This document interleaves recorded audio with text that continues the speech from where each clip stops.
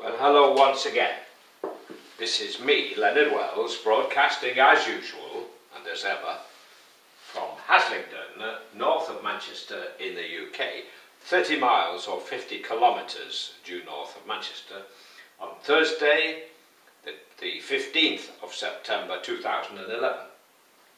This is number 6 in my series, The United States of Europe, which is my dream. Why is it my dream? Because as we have been, until recently, all separate individual countries, we have killed 100 million of ourselves in the last 2,000 years in one war after another. Pointless, useless, stupid, wasteful wars. You think where we could have been had we not had wars. This is the stupid folly of man. But if we can glue ourselves together and learn day to day how to work together, how to cooperate instead of sending the gunboat, instead of, as our government keeps boasting, punching above our weight. I think they get too big for their boots when they get into Downing Street, don't you?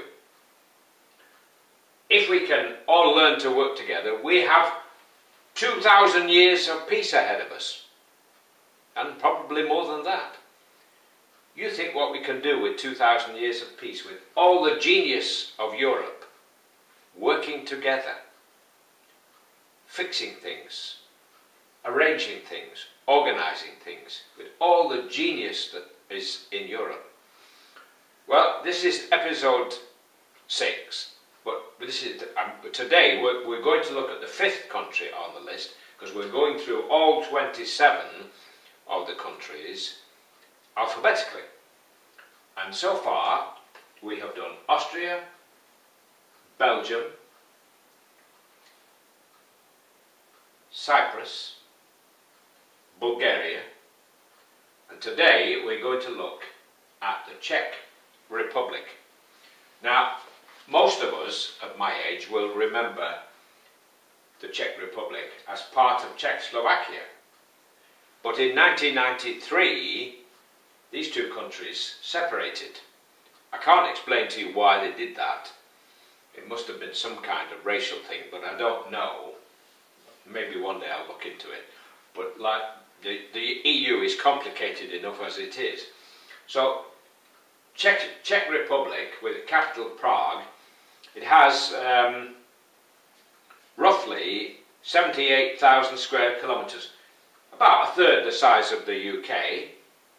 It's a Christian country, and the language is Czech, strangely enough, for a Czech Republic. Not in the Euro, part of the EU, but not in the Euro, but in Schengen.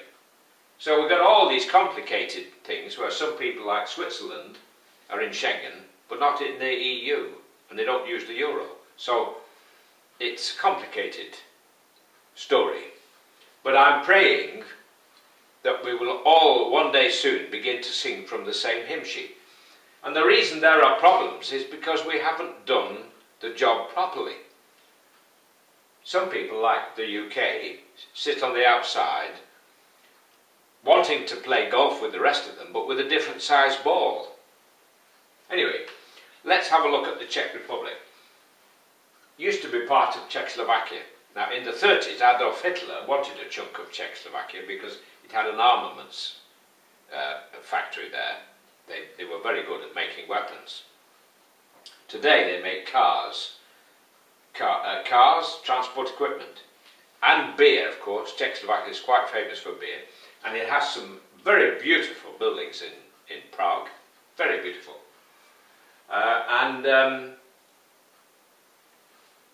It's surrounded by Poland, Germany, Austria and Slovakia. Not in the Euro. The currency is called the koruna, the Czech koruna. 100 halas equals 1 koruna. I've never seen one. Maybe one day I will. Maybe they'll join the Euro soon. It can make life a lot easier when everybody's in the Euro. But not half-heartedly in the Euro. A proper Eurozone where you can go from Thurso or Wick all the way down to Istanbul, because I'd like to see Turkey in the EU as well. All using the same currency, nobody needing a passport, children from Scotland being able to go to university in Bulgaria if they want to. Just get on a train and go. Forget barriers like we have now. Just gives a lot of people a lot of work, which is useless work, sitting there looking at passports and visas and all that. The Schengen area is a marvellous idea, and the sooner we get in the better, because it's crazy that we can wander about Europe without showing a passport, but we have to show our passport when we come back to the UK. It's not right. It's not sensible at all. So that's the situation. After the war, when of course Hitler was defeated, the Czechoslovakia came under the Russian, under communism, until the 1990s, when it reverted to democracy, and a good thing too. So we've got all of this up to the border with Turkey, with one or two small countries still outstanding. I'd like to see the Ukraine come in, and Belarus and the remaining Balkan countries. After the Czech Republic, we're going to look at Denmark next, up here. Danish cheese and Danish bacon. Just one little fact before I go. Prague has about 2.3 million people, quite a big city, all told. And God bless, while it's still legal in the UK to say God bless. Take care. Bye for now.